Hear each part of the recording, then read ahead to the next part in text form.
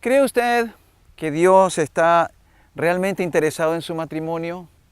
¿Cree usted que Dios de repente pues como que lo ha dejado, como que lo ha dejado a la intemperie con las enseñanzas y las instrucciones que Él nos dejó como legado a través de la palabra de Dios? Para mí es importante que en esta ocasión hablemos de estos principios de vida.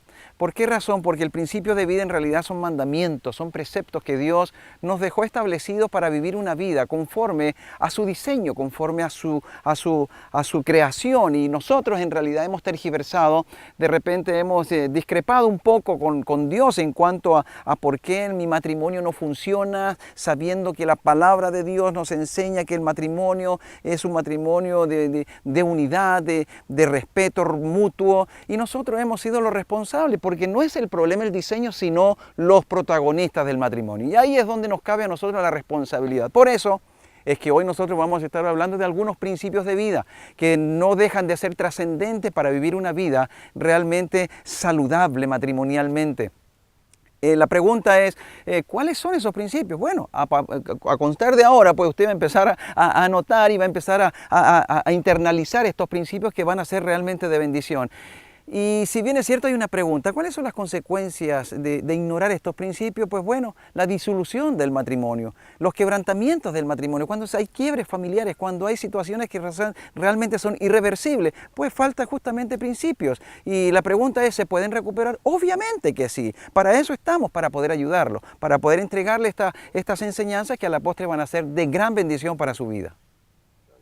Le damos gracias al Señor porque aparte de nuestra salvación, que es un regalo divino de Él, nos dejó a nosotros un legado de principio que tenemos que aplicar en nuestras vidas. Y hoy queremos hablar de algo bien importante, ¿okay? Que tiene que ser aplicado sabiamente en el matrimonio para que el matrimonio funcione de una forma eficaz, una forma sana, una forma con libertad, porque si no vas a estar cojeando. ¿Sabes qué? Hoy en día no hay respeto, los hijos no se sujetan, la esposa tampoco, el marido no honra a la esposa, y estamos viendo en la sociedad un mundo convulsionado y estamos viviendo igual que si estuviéramos sin Cristo. Entonces yo quiero decirle que hay principios del reino que cuando usted lo aprende, su vida va a ser más fácil. Ejemplo, mi esposo me regaló hace poco una lavadora y traía un botón diferente y una cantidad de instrucciones que yo no sabía cómo iba a funcionar. ¿Sabes qué? Tuve que ir al manual.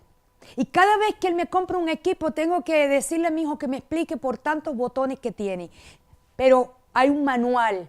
Hay una instrucción y hoy tú tienes que decidir ir a las instrucciones esas que Dios te ha delegado para que puedas vivir una vida llena de gozo, una vida llena de sanidad, una vida llena de propósito, porque Él lo ha diseñado así. Así que no te muevas, espera un rato, porque te vamos a traer herramientas para que puedas aplicar estos principios a tu vida. Así que te damos la bienvenida a tu programa SOS Matrimonio.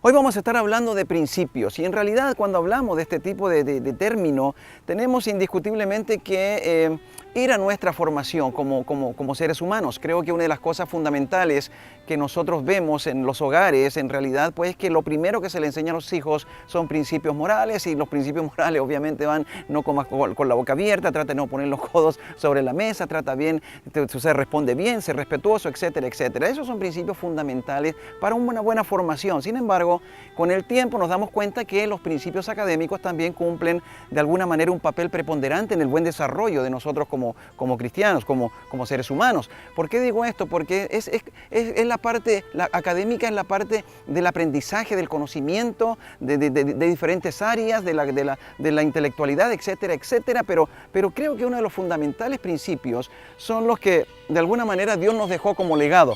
Y estos principios son los principios del reino. Ahora bien, ¿Por qué nosotros nos abocamos a hablar de esto? Porque creemos que definitivamente los principios del reino son trascendentales para vivir una vida, no solamente conforme al corazón de Dios, sino también una vida exitosa. Ahora la pregunta es, ¿de qué manera podemos enfocarnos? Pues bueno, vamos poco a poco. Hoy vamos a estar hablando de la integridad como principio. La integridad, ¿qué es la integridad? Y de alguna manera, ¿cómo se aplica? Bueno, le cuento que la integridad en sí es la cualidad de rectitud y honestidad. Fíjese que el ser humano en realidad tiene que aplicar y lo tiene que manifestar a través de un comportamiento adecuado, un comportamiento de respeto. Creo que una de las cosas que realmente hoy está afectando la sociedad es justamente que hay otras alternativas, hay otras enseñanzas, hay otras, en fin, hay otras posibilidades de poder aplicarlo en forma ilícita o en forma incorrecta a nuestro proceder. Quiero decir de que muchas veces, y me recuerdo cuando, años atrás, cuando usted hacía un compromiso con alguien, no necesitaba de abogado, por ejemplo, no necesitaba de ir a una notaría para firmar documentación ni nada, sino que era un compromiso de acuerdo, un compromiso de palabra. Es decir, en otra forma, para manifestar esto, pues había integridad, había credibilidad. Yo podía creer en mi amigo, yo podía creer en mi hermano. Sin embargo, hoy ya usted sabe que necesitamos de abogados, necesitamos de testigos, en fin. Entonces se ha ido dilucidando, se ha ido perdiendo más bien todo este concepto de lo que es la integridad.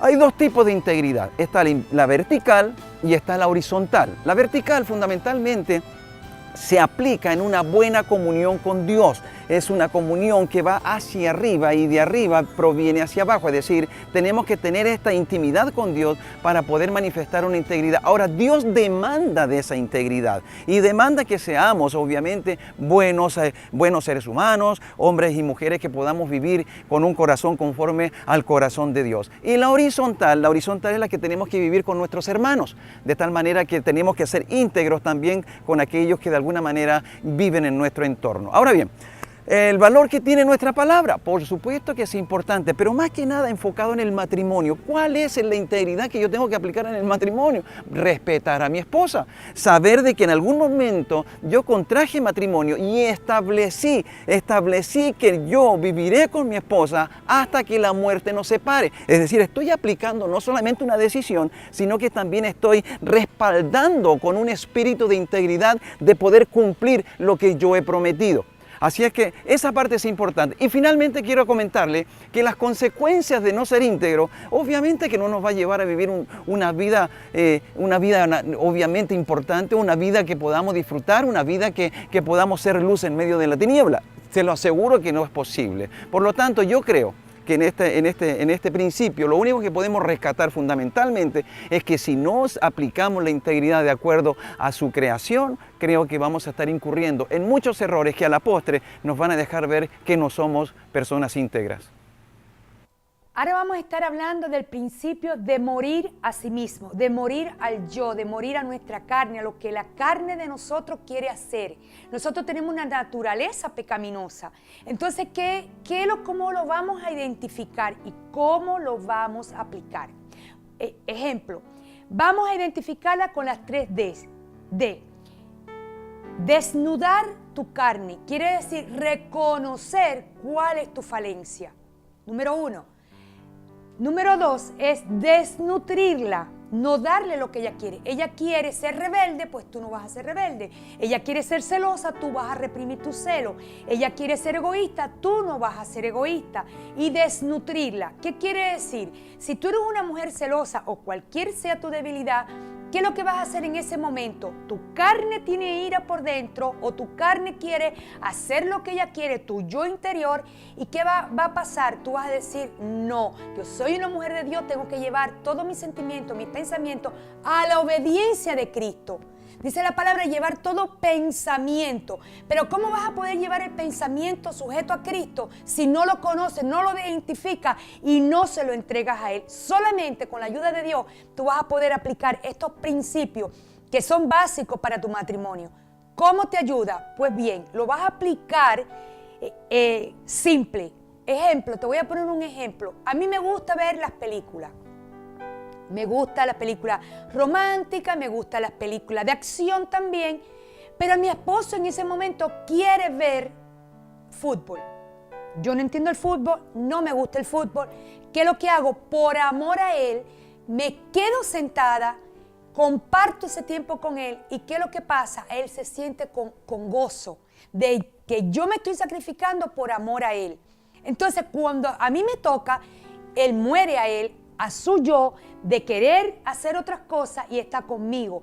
No es una obligación, no es una carga, no es nada. Simplemente si tú quieres llevar un matrimonio con gozo, con alegría, lo vas a poder hacer. Otro ejemplo simple, muy simple, es a mí me gusta el arroz y a él le gusta la papa. A mí no me gusta la papa, a él no le gusta el arroz. ¿Qué es lo que yo hago? Muero en mi deseo para suplirle a él su necesidad. Y cuando nosotros morimos al yo nuestro por amor al otro, pues Dios se glorifica porque la Biblia dice, considerar al hermano como superior a ti. ¿Y qué es lo que tenemos que hacer al hermano superior a ti? Las personas me dicen, ¿tengo yo que vivir esto también con las personas que no conocen a Cristo? Aún más.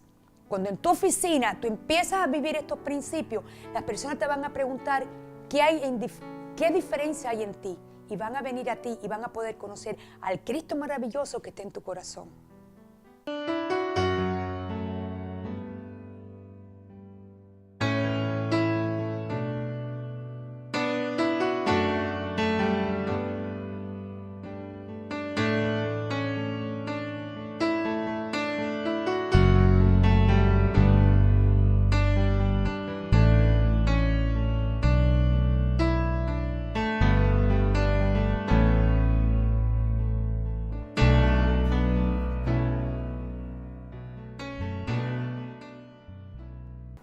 El matrimonio no fue creado por alguien, no fue inventado en un laboratorio, no fue inventado por personas. El matrimonio fue organizado, diseñado, preparado, regalado para nosotros por Dios. Y en ese sentido también hay mucho desconocimiento. Y las personas se casan por el rito, por el vestido, por la fiesta, la torta, la batucada, etc. Y no entienden lo que significa. Y eso es grave.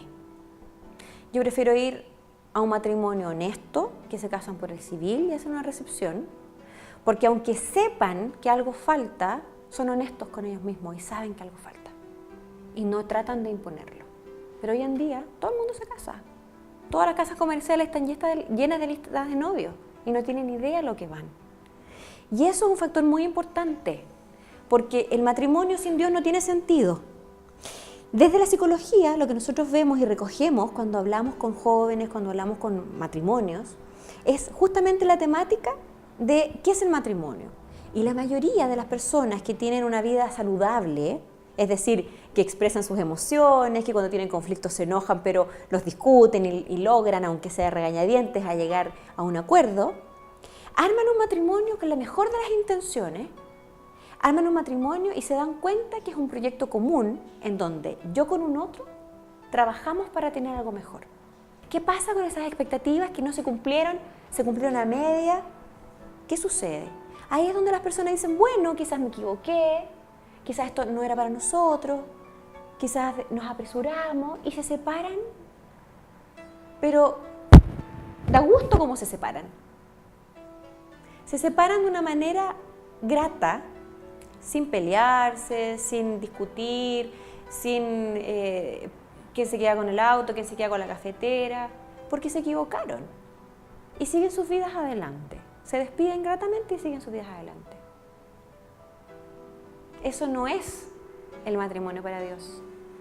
Porque el matrimonio para Dios no es cuán feliz tú me haces a mí o cuánto concordamos en este proyecto. El matrimonio para Dios es así como yo a ustedes les quiero entregar, por amor, ustedes deben entregarle a su pareja. Entonces no es lo mismo. No es lo mismo saber llegar a tratos que entregarse por el otro. Bueno, estamos hablando de principios y en realidad pues estamos fundamentalmente enfocados en los principios de vida. Sin embargo, yo pienso que independientemente de los que hemos ya compartido, que han sido indiscutiblemente importantes, hay otros que también no dejan de serlo. Y entre ellos nos vemos, por ejemplo, la obediencia. La obediencia es algo que está en el lenguaje de todo el mundo. Desde muy pequeño recuerdo que nos decían tienes que ser obediente y esa palabra siempre estaba marcando nuestras vidas, de tal manera que no es una palabra desconocida. Sin embargo, lo que es desconocido es el concepto y la definición. Por eso que dice, ¿qué es la obediencia y cómo se aplica? La obediencia es una actitud en realidad que se sujeta a una verdad.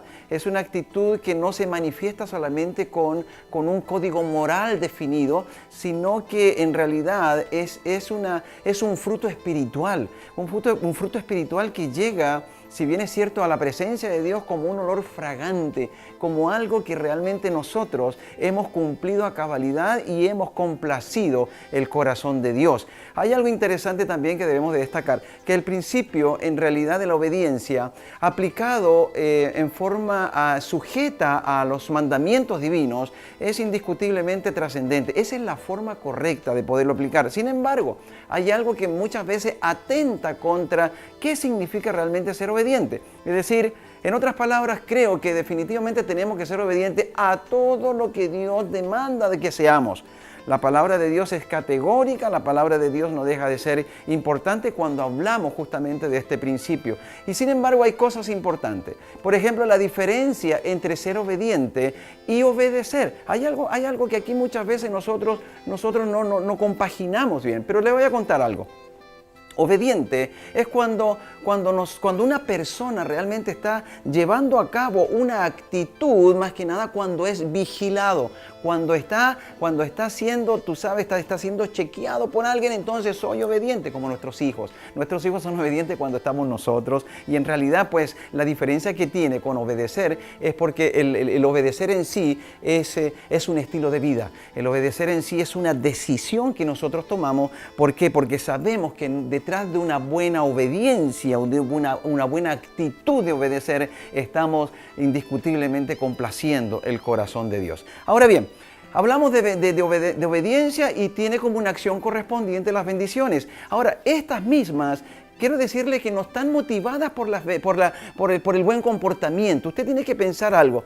Nosotros hemos sido creados con un propósito y a propósito. Ahora bien, cuando nosotros tomamos conciencia de esto, nos vamos a dar cuenta que las bendiciones están a la expectativa de nosotros. Están de una manera tal que si nosotros somos sabios en el sentido de poder mirar no la bendición como algo primario para nuestra vida, sino la actitud de obedecer a Dios, veremos que las bendiciones sí van a tomar lugar. Ahora, también están las consecuencias de la desobediencia. Nos salimos de la cobertura de Dios. Eso es categórico. Eso es una cosa que tenemos que internalizar todos nosotros. Cuando no estamos en la obediencia de Dios, pues nos salimos de su cobertura. Quedamos desprotegidos y es que quedamos propensos a cualquier situación en realidad pues que pueda afectar nuestra vida. Ahora, no podemos establecer un matrimonio conforme a los propósitos divinos si no somos obedientes. La palabra nos enseña, sobre todo a nuestros hijos, honrar a padre y a madre para que tengas vida y larga vida. Y eso también para los matrimonios. Así es que pues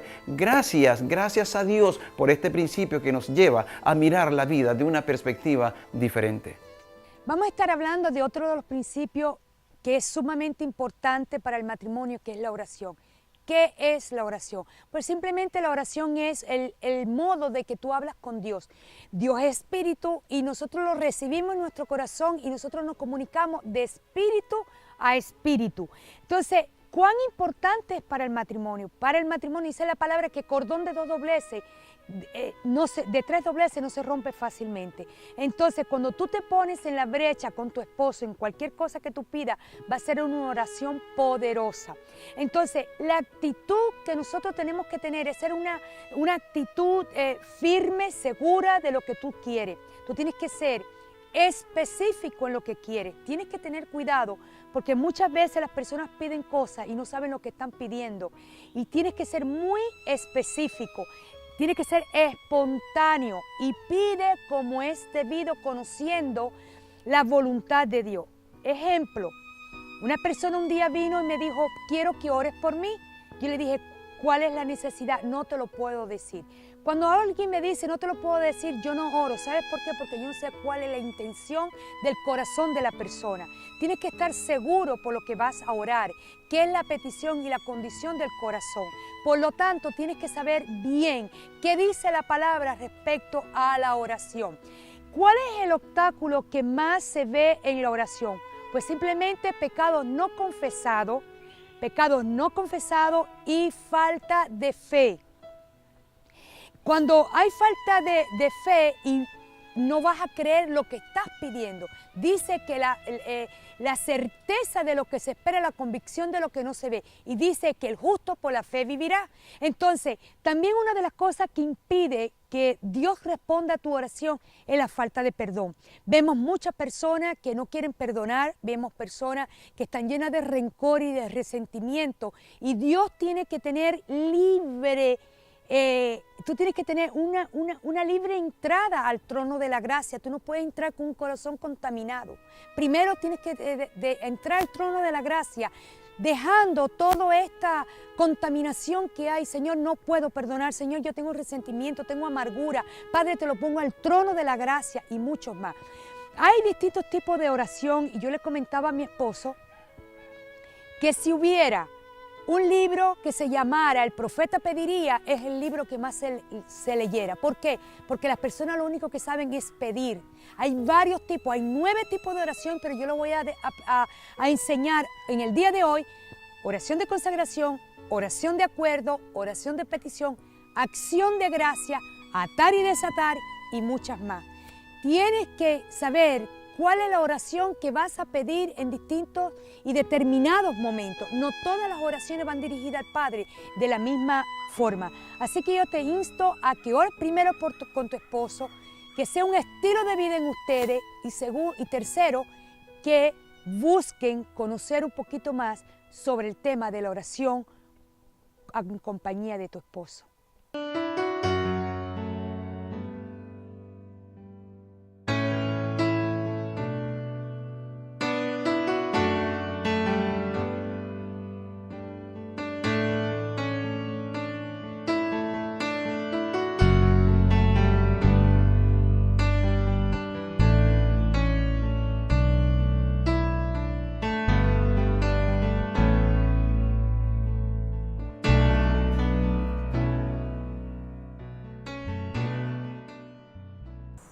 El matrimonio sin Dios no tiene sentido.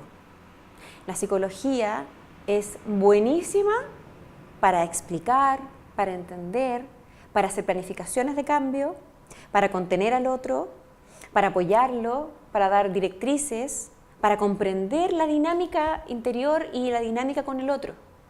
Pero todas las respuestas que podamos sacar de la psicología son humanas, nos van a llenar el espíritu.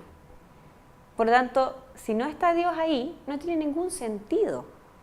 Porque el hombre y la mujer somos egoístas y estamos buscando, consciente o inconscientemente, 1000 veces al día, nuestro propio beneficio. Y Dios nos dice, no, tú tienes que buscar el beneficio del otro.